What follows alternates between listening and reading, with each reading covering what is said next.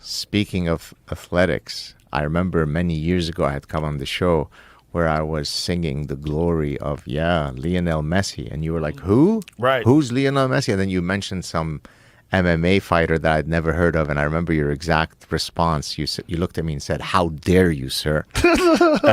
Let me flip it back to you. How dare you? So you are a Messi fan finally? You've come around to the truth?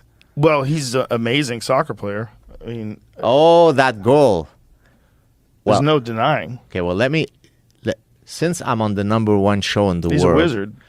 Didn't they offer him like some fucking insane amount of money and he just said no? Saudi Arabia. How much they offer A different guy just got offered $1 billion for 1 year. Yeah, Mbappe. What? Mbappe. What? $1 billion for a year? Well, 330 of that is so that he can transfer to the team, and then 771 is for his services to play soccer for a year. They're buying everybody, the Saudis. And Jesus. LeBron said if they offered him, he'd fucking take off and play. They have so much money. But let me tell you something. LeBron will become Saudi Arabian king. He'll be the king of basketball over there. That's right. What? That is so crazy. Yep. The December 18th, 2022 World Cup final. You talk about the power, the emotional power of sports, right? My family and I were sitting and watching the World Cup final, and we had the extent to which we were emotionally vested in Messi winning the World Cup can only demonstrate the beauty of sports, right? Because here's a guy that, right, we've never met him. Right. We're not Argentinian. Right. He doesn't know that we're alive. Right. And yet it's life and death for us that he should. I mean, it was so harrowing. I don't know if you watched the game, that at one point my son, who's 11 years old, said, I can't watch this anymore. I'm going to have a heart attack. That's the power of sports, that it can pull us in and it can make us truly tribal. And in my case, before you interject, it was kind of driven, my desire for him to win was driven by really a purity strand. It was that it seemed cosmically unjust for the greatest soccer player of all time to not have won the World Cup. So when he won it, to me, it seemed like the world is right. Beauty has won. I get it. Look at That's this guy. awesome. And I should add, what a guy, right? Humble, sweet, family man. What's fascinating to me is, as happy as they are, the people on the other team that were rooting for their team, they're devastated right now. Yeah. That's the weird thing about sports. Yeah, you can get so attached to what's happening that a loss is like really a loss. Yeah. Can't believe we fucking lost to Kansas City. Well, in my first book ever, 2007, Evolutionary Basic Consumption, I talk about studies, not my studies, I was citing other works, that looked at what happens to the testosterone levels of fans as a function of whether their team wins or loses. Of course, how do you test that? Well, it's been tested.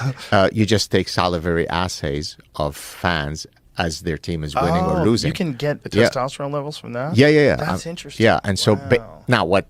It's not surprising, as you would know as a fighter, that if you and I fight and you defeat me, your testosterone level goes up, my testosterone level goes down. Like a video game. Except what's happening here is that there is a vicarious endocrinological response. The fans are having the same increases in their testosterone levels or decreases as a function of their team winning or not. That's quite extraordinary. And that shows you why we become so bonded to our favorite players and so on. We are really going through this battle with them. Yeah, it's really the case with fighters. When people have a fighter that they're really a giant fan of and that person gets beaten in a devastating manner, it's heartbreaking.